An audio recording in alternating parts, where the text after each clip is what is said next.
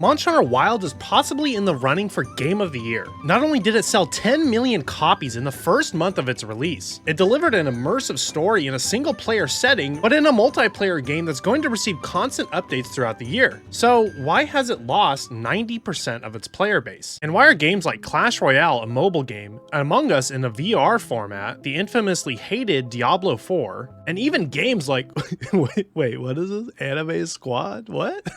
Ultimately beating out Monster Hunter Wilds with its viewers. Now, this kind of video isn't typically my norm. Actually, I don't think I've ever done a video like this. However, as a longtime player of the Monster Hunter series, played for 20 years for those who are unfamiliar with my channel or not subscribed. See how I snuck that subscribe in there? But I also became a content creator for Monster Hunter a few years ago and have released tons of content for Monster Hunter World and even now Wilds. And I truly do want to give my take on the reasons as to why Monster Hunter Wilds is on a big decline, which some players may credit due to it having a live service model. However, I think that there's actually a lot more going on here that makes me question how good Monster Hunter Wilds is in the first place. So throughout this video, I'm going to highlight some of the core issues that I personally have with Monster Hunter Wilds, being a longtime player and also a content creator, but I'm also going to get some of the Monster Hunter community's own thoughts on it. First off, let's get the big ticket picture out of the way, which is Monster Hunter Wilds having a live service model. Live service models are a somewhat tried and true way for companies to bring in lots of money. At the end of the day, a game company is still a straight company that needs to make money and sometimes prioritizes how to get the most amount of money for the longevity of the business. Now, for those who may be thinking, Tara, Monster Hunter Wilds isn't a live service game. Yes, it is. Monster Hunter actually always has kind of been a live service game. Even way back 20 years when I first started playing the game, Monster Hunter on mobile game devices such as the PSP, with Monster Hunter Freedom and Monster Hunter Freedom 2, and most popular Monster Hunter Freedom Unite, widely considered one of the best Monster Hunter games, had event quests that would be regularly doled out to the game for players, even during the early days of having to get those updates through Wi-Fi. And with the introduction of Monster Hunter World, a much more powerful Monster Hunter experience on modern consoles at the time, the series now delivered a very single-player experience while still retaining its multiplayer live service identity. But fast forward roughly 8 years later, and we now have just had Monster Hunter Wilds release. And sure enough, Capcom is going for this live service model once again, consisting of players' most favorite monsters from all across the entire Monster Hunter series. And this does work to bring players back over and over again. And with 90% of the players already being missing for a game that sold so well, this does beg me to ask the question in mind, is Monster Hunter Wilds a fully complete and realized game? And while I do have my own thoughts and opinions on this, I actually asked the community itself, in comparison with other modern RPG releases, is Monster Hunter Wilds a complete game? 33% no, while 67% said yes. Now, this may not seem like a big difference. However, 33% of players is actually quite massive for such a AAA title such as Monster Hunter. Steve here says, modern Monster Hunter shifted to the title update model, along with the many advantages and disadvantages it carries. It's more complete than pre-title update Rise for sure, but either on par or less complete than pre-title update World, depending on if a hub matters to you. As Monster Hunter Wilds didn't actually come with a gathering hub in the first launch of the game, which is kind of weird to me, honestly, a lot of the design feels as if some things were intentionally left open to complete or pay off in title updates, which will make any game feel incomplete for sure. How to react to the knowledge that they'll finish it, hopefully, completely and to no cost on your end is subjective. Now, this is where I think we get lost in the sauce a little bit. Monster Hunter Wilds has gone for a single player immersive story experience. However, they still want to cater to the multiplayer audience that the game was actually founded on with the live service model and such like that. But in my opinion, Monster Hunter Wilds has actually lost some kind of identity because they're trying to cater to everybody all at the same time. Having a $70 price tag on your game but not having all of the content that one would want on launch makes the game better to pick up in 2 or 3 years. And that's where it does truly become subjective on how much content on the base launch of a game makes it be a complete game. In comparison to the broad scope of games in the modern audience, Monster Hunter Wilds can feel like a complete game, I think. But in comparison to modern RPGs that have released like God of War Ragnarok or even Expedition 33, oh my god, that game is so good! Monster Hunter Wilds, I feel like, is an incomplete game. Now, those are single player action RPG experiences, and so it may also not be fair to compare Monster Hunter Wilds themselves to these games. However, Monster Hunter Wilds really marketed itself as being a single player experience with a full story of characters that was truly going to immerse you into the world of Monster Hunter. And because they did seem to cater to a single player audience even more so this time around than Monster Hunter World did on the first go around, I think it's actually completely fair to compare it to these other games such as God of War and Expedition 33 that not only had a full realized story, but tons of exploration on the side, and the game developers even accounted for you beating the game and wanting to get some replayability out of it with a fully realized endgame as well. Another top comment on this post, it certainly doesn't run like a complete game. The only thing incomplete is your streaming schedule, Mr.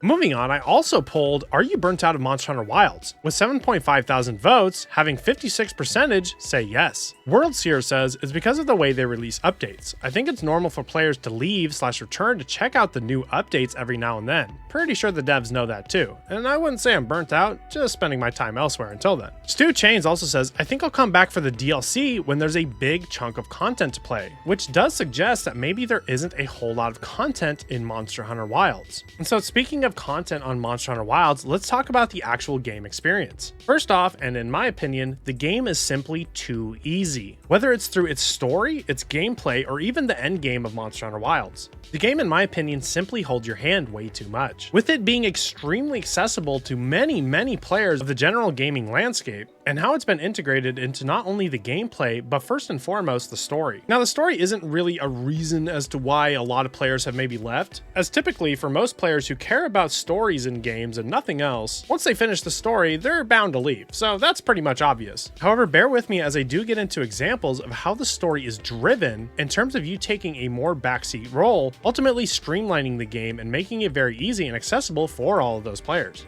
And for those who are wondering, this will be spoiler free except for the first 30 minutes of the game. The game very quickly introduces you to your new mount, the safi'jiiva, which is a vital part of your entire experience of Monster Hunter Wilds, not only in how it literally carries the story, but also in terms of it being necessary for Monster Hunter Wilds' big landscapes. The game puts you through an auto cutscene of sorts where you can't actually fail that has you use multiple new game mechanics, such as using a hook slinger to grab items from afar, but also firing your reminiscent slinger from Monster Hunter World. Fast forward a little bit, your hunter is ready to save the day and ready to take on its first monster, a toad-looking creature named Chotacabra. The game puts you through all kinds of tutorials teaching you about the new mechanic in Monster Hunter, Focus Mode, which allows you to aim your hunter in any particular direction that you would like. The game also introduces the new wound system and how you're able to use focus strikes to capitalize off these wounds to stun-lock a monster, deal lots of damage, but also get monster parts directly put into your inventory. And honestly, not having to pick up items is actually quite a godsend mechanic, as that always deterred players from hunting monsters in the middle of fights when they see all kinds of shinies around. Shortly after this, the tutorial with the first monster of the game, and also the introduction of the safi'jiiva has already been established, as well as teaching you a little bit about the weapon that you're playing, which is a pretty strong start. However, Monster Hunter Wild doesn't let go of your hand just yet. Shortly after establishing your base camp, you set out to find some of the rescued villagers that you did rescue from the Chotacabra and the Balahara, the sand leviathans from earlier. This is where the game introduces you to a new pseudo cutscene of sorts that is a forced cutscene in a certain way, as it isn't a pre-rendered cutscene and you still have control over your player. However, the game does not allow you to stray from the path with the party that you've arrived with in the Forbidden Lands. Now, pre-rendered cutscenes have been made skippable in the story of Monster Hunter Wilds, which is actually a big issue of Monster Hunter World, and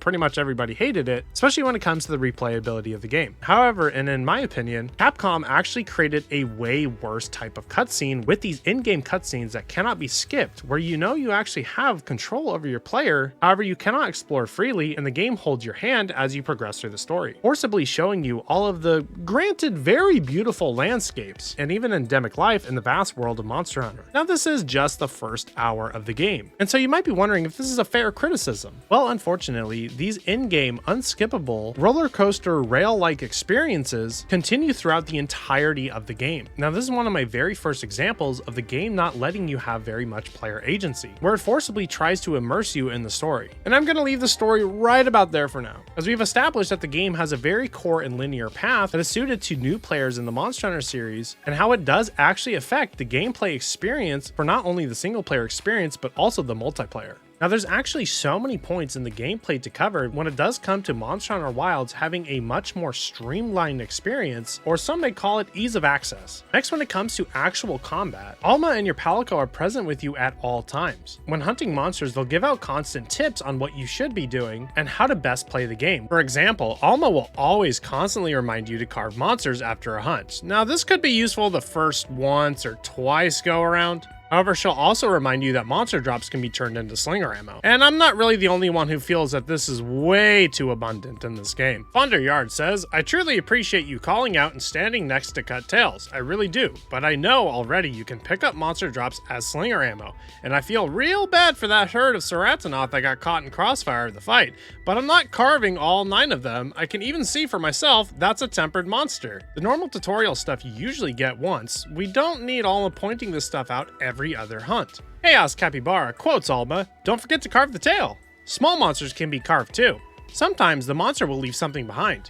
We'll learn a lot of information from this hunt. Now this point that I'm making right now isn't necessarily to highlight an issue with the game. However, it is one little point on the graph that does tie into how the game kind of holds your hand and is very streamlined or accessible to new players. But further leaning into the idea that the game kind of spoils itself for you actually, your life bar will even indicate when a monster is doing an attack that you will not be able to survive, as your life bar will flash rapidly telling you that you need to not make contact with the monster's attack or else you will faint. This is an example of the game skipping a trial and error process that you, the player, can make in the direct design of the game, therefore allowing you to bypass mistakes that you may have made because the game indicates it for you. Now getting into some more examples of streamlining the process of playing a game and pressing buttons, especially in Monster Hunter Wilds. Monster Hunter Wilds has the ability to use a radial menu. This is a way for Monster Hunter to be played with controllers but have access to using shortcuts through the control stick to actually select items that you want, and it's actually very customizable and is very handy. One of the main options that you can select, however, is optimal health recovery and optimal status ailment recovery. If you select one of these options on your radial menu, your hunter will automatically choose the best item to cure said status ailment, or if you do not need to heal too much, your hunter will use a smaller healing item, rather a big one, to save on your resources. Now this could be looked at as just a very big quality of life addition to Monster Hunter, so this one is pretty subjective. However, there are also other mechanics in Monster Hunter Wilds that aren't necessarily new to it, such as the ability for your hunter to automatically put their weapon away if you've been standing for too long. Not only this, but Monster Hunter Wilds now comes with the ability to automatically equip slinger ammo if you've hovered over the proper item that can be equipped to your slinger. If you let go of the button to cycle through your items, your hunter will automatically select it for you, whereas typically you always need to press the square or the X button depending on your controller to equip the item, leading to the game allowing you to press one less button, which is a bit odd and jarring as you typically always have to press a button with every single other item in the game. Now when it comes back to actual combat examples, the newly introduced focus mode is a great way for you to aim your weapons in Monster Hunter Wilds. However, a part of that is also striking at wounds with the focus strike. When in focus mode, wounds actually highlight themselves for you so you know exactly where to attack on a monster to deal not only big damage but to also get more monster parts. But not only this, as you do some side quests in the story of Monster Hunter Wilds, your Palico will also get multiple new and reminiscent old gadgets of Monster Hunter World, such as the ability to flash bomb monsters with flashfly cages, or even put down traps, or even bring you back to life on your first faint. In Monster Hunter World, it was customizable on what Palico gadget that you did want to bring with you on the hunt. However, Monster Hunter Wilds has completely stripped the Palico down to the bare minimum, allowing you to only select the weapon that your Palico uses and the general defense that your Palico has through its armor. No longer are you able to customize or prioritize how your Palico works. Centarical1 says, the lack of Palico customization in this game is my biggest gripe. I don't understand how we've moved to backwards in terms of Palico diversity / gameplay. In 4U, you can recruit different Palicos with different abilities. In Generations Ultimate, you had peak Palico gameplay, so many Palico options to choose and customize. Prowler, my beloved. World, already a huge step back from Generations Ultimate in terms of customization, but I'm willing to forgive because your one Palico seemingly being a true partner of the hunter and not some mercenary I hired from a girl being held up by a camel. In Monster Hunter Rise, we got a lot closer to Generation Ultimate's levels of customization, but it's still lacking. Palamutes are a cool addition for a game. In Wilds, no customization, every Palico is the same. WTF? Mediocre Sundom also replies, yeah, it's just another element of the game that feels streamlined, in the worst sense of this word. It's another one of those we just don't want you to think about it kind of design decisions that really ruins my immersion. Trade-offs and limitations in games are important. They give the player agency and make their choice feel meaningful. What you are not getting is just as important as what you are getting. Just giving your Palico every skill straight away is a massive step back. In Monster Hunter World, you also have the ability to signal to your Palico when you did want them to use said gadget. In Monster Hunter Wilds, this option is also completely stripped away, therefore leaving your Palico to have every single gadget at its disposal, but also being extremely strong and not customizable as to make the experience a lot easier on new players and ultimately much more streamlined. Monster Hunter World also had a lot of other side quests that would unlock certain items that your hunter could use known as specialized hunter tools. This is a new addition to Monster Hunter World. You can unlock certain mantles and boosters for your hunter. Mantles acted as a passive effect. Whenever you equipped a mantle, you got a specific property from it, such as equipping a fire mantle would give you large fire resistance. Boosters were also helpful in Monster Hunter World as they were able to place down an AoE effect which could heal you or your teammates or even give everybody more critical hit chance. Monster Hunter World had close to 20 specialized hunter tools in the base launch of the game. However, in Monster Hunter Wilds, not only do you not have to do side quests to unlock mantles in this game, which they did bring back, but tools like the boosters are completely missing from the game. Specialized tools are unlocked through just general story progression, but the game only has a fraction of the mantles that Monster Hunter World had, coming in at just 4 mantles in Monster Hunter Wilds, which is another example of the game being completely stripped down to the bare minimum. Now this is still spoiler free, but let's skip ahead to the actual endgame farm of Monster Hunter Wilds. However, this is where I need to truly take a stance as a content creator and a longtime fan of Monster Hunter. The endgame of Monster Hunter Wilds is severely lacking. Unlocking the final upgrade of all the weapon trees in Monster Hunter Wilds is quite frustrating due to an item known as hunter symbols. Hunter symbols are a universal material in Monster Hunter Wilds, which are obtained by hunting tempered monsters, which are healthier and stronger versions of monsters you've already fought in throughout the game. So when you're making the weapon of your choice, especially in the endgame, you may already have some of the required materials from a certain monster already in your inventory to create a strong weapon. However, if you do not have the hunter symbols required, you cannot make the weapon. The work that you put into hunting those monsters previously becomes redundant. Not only this, but all of the endgame Rarity 8 weapons also all have the same amount of decoration slots. But now let's talk about another endgame system or mechanic that actually completely makes a lot of the endgame weapon trees completely redundant, and that would be the Ardian weapons. Throughout hunting tempered monster and through typical hunts, you can obtain Ardian materials to craft Ardian weapons of your choosing. Ardian weapons are some of the strongest weapons in Monster Hunter Wilds, as they may not have some of the best raw damage or sharpness when it comes to the typical endgame weapons from the weapon tree. However, every single Ardian weapon also universally comes with 3 level 3 decoration slots, allowing for about 5 more skill points to be utilized through these weapons. Therefore, the Ardian weapons for the most part are typically just a straight power creep on the typical endgame weapons of Monster Hunter Wilds. And not only are these weapons a power creep, however, the build variety on Ardian weapons also was done better in the past, such as safi'jiiva weapons in Monster Hunter World, allowing you to get armor specific skills and even defensive bonuses on the weapon itself, which is also completely cut out on Ardian weapons, favoring only offensive buffs.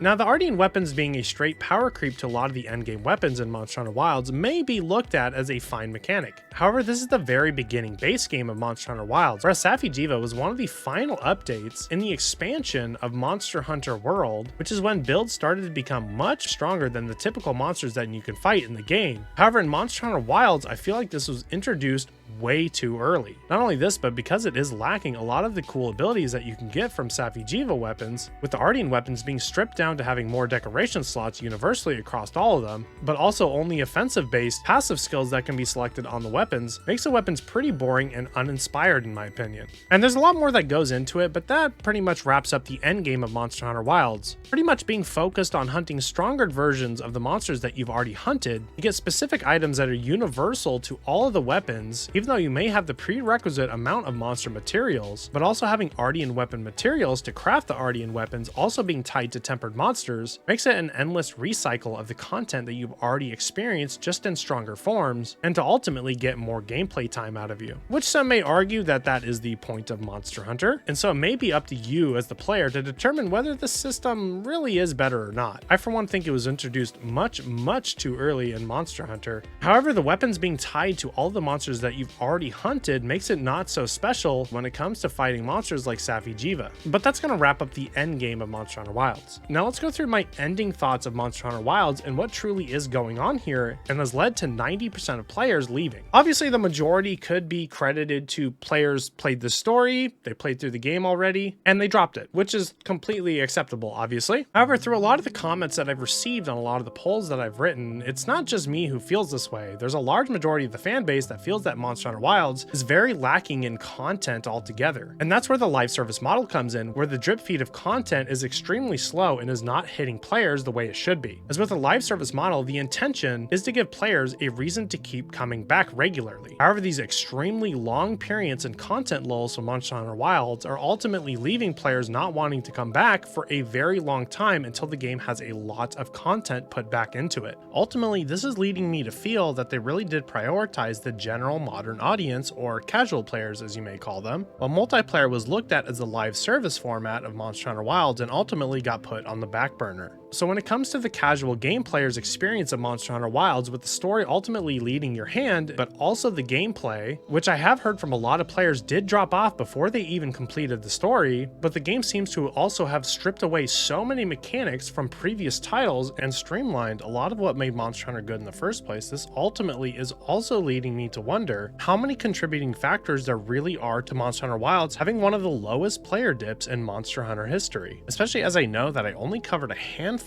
of all the contributing factors. Now, when it comes to the biggest loss and retention of players with Monster Hunter Wilds, I do feel like a lot of the mainstream was the focus of Monster Hunter Wilds, and I have to say personally, I feel like they catered to this audience a bit too much, especially when it comes to streamlining the entire experience, whether it's through the story or the gameplay and how they actually intertwine with each other. And so therefore, I feel like Monster Hunter Wilds has lost a bit of its identity as it is trying to cater to the single player experience, but multiplayer seems to have been put on the back burner. But you could also argue that they just simply made the game very, very easy, and so players really did rush through the entire experience and are pretty much already finished with it. And with not a lot of content to be had at the end game, there simply is no reason for players to stick around. Except for all those players who are doing all the trophy hunting, getting all the endemic life, and hitting Hunter rank 999. Shout out to you guys for being so creative and looking at the glass half full. I for one think that what makes games so great in the first place is it's all about trial and error. Learning from mistakes makes you stronger and smarter in life. But in Monster Hunter Wilds case, the game tries to let you fail as little as possible, therefore leading to a sense of not having the accomplishment that you would have in other games, which simply doesn't stimulate your pea-sized Oonga Boonga brain, which seems to be leading to players not being engaged with Monster Hunter Wilds, whether it's through its game mechanics, its forced story design, or even simply the drip feed live service model that Capcom seems to be supplying us with. But that's where I gotta ask you, the player, do you think Monster Hunter Wilds is worth the full price of a modern game? Do you think that the game catered to the modern audience a bit much? Or do you think Monster Hunter Wilds is one of the better Monster Hunter games that we've actually gotten in the Monster Hunter series? But before we do wrap up the video, I do want to talk in a more non-game analysis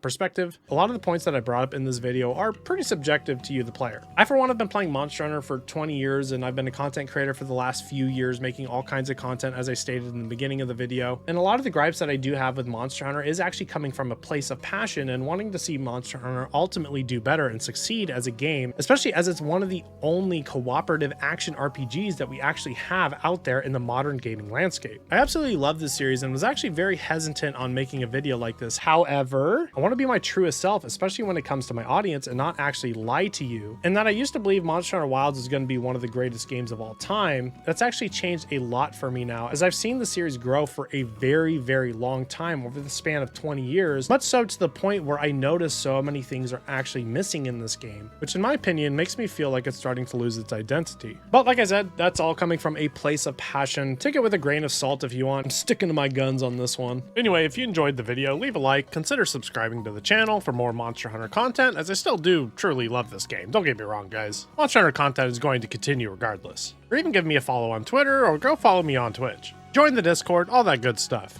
But that's all I've got to say for today, guys and gals, Terra Knights. I hope you had a good one. This has been Terra. I'm signing off, and I'll catch y'all in the next video. Peace!